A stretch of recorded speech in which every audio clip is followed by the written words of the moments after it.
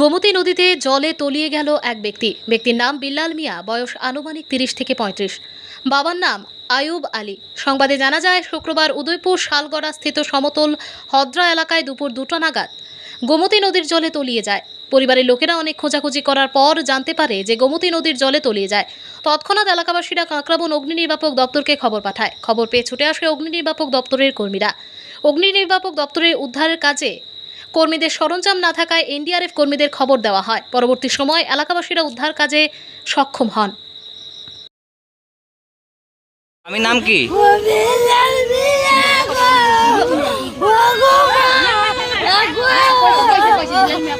কোন সময় এসে নদীতে?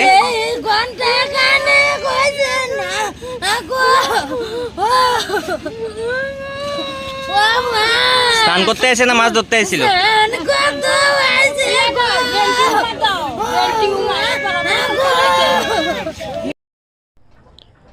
ব্যুরো রিপোর্ট, জনতার বার্তা।